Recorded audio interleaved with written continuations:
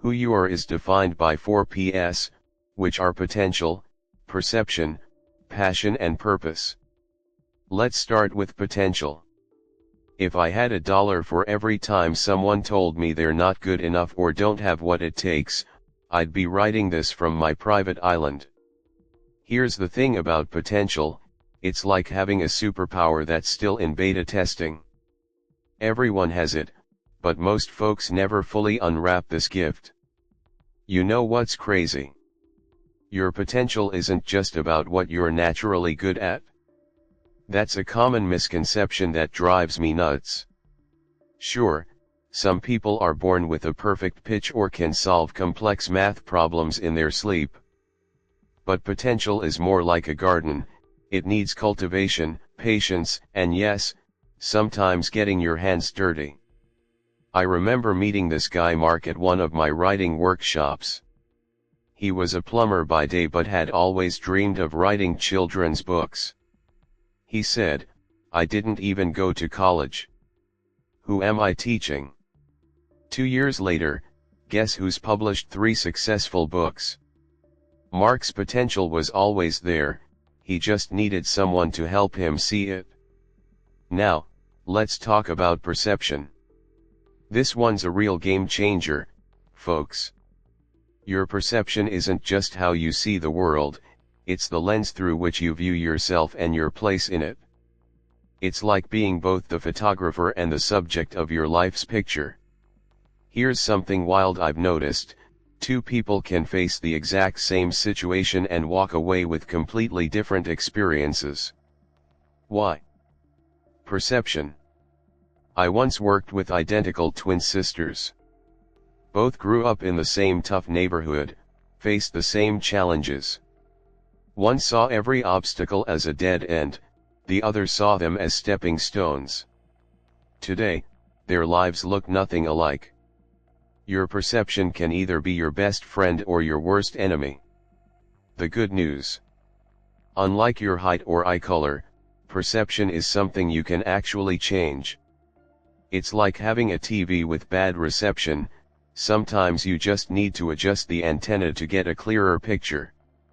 Let's dive into passion. Oh yes, this is where things get interesting.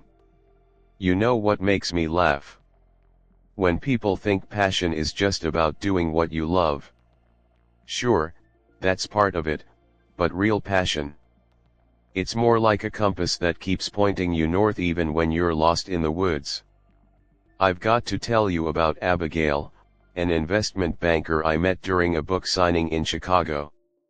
She had the corner office, the fancy title, the whole 9 yards. But every time she talked about her job, it was like watching someone describe their daily commute, zero emotion. Then she mentioned her weekend hobby of teaching financial literacy to kids in underserved communities. Boom! Her entire energy changed.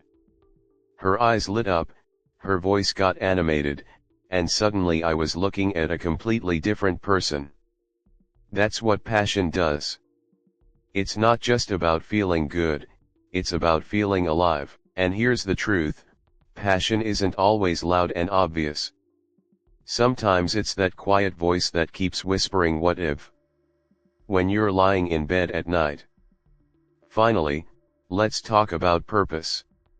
Now, don't roll your eyes, I know finding your purpose sounds like something from a cheesy self-help book. But hear me out.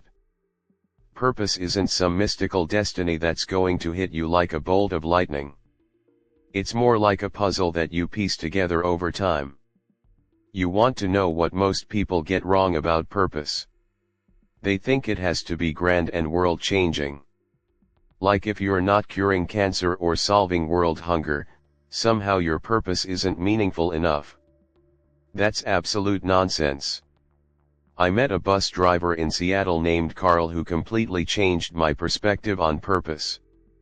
Every day, he made it his mission to bring a little joy to his passengers' lives. He learned their names, remembered their stories, and celebrated their wins. It's not much, he told me, but if I can make someone's day a little better, That's enough purpose for me. Carl, got it? Purpose isn't about the size of your impact, it's about the authenticity of your contribution. Here's where it gets really interesting. These 4 Ps aren't separate things. They're more like ingredients in a recipe. Your potential shapes your perception, which fuels your passion, which clarifies your purpose. And then guess what? Your purpose opens up new potential, and the cycle continues. Let me share something personal. When I first started writing, I was terrible. Like, my mom wouldn't even put it in the fridge terrible. But I had this burning feeling that I had stories to tell. That was my passion for speaking. My initial perception was that I wasn't good enough, but I worked on changing that. As I developed my potential through practice and learning, my purpose became clearer, to help others understand themselves through stories. The beautiful thing about the 4 Ps is that they're not fixed. They grow and evolve with you. Your potential at 20 isn't the same as your potential at 40.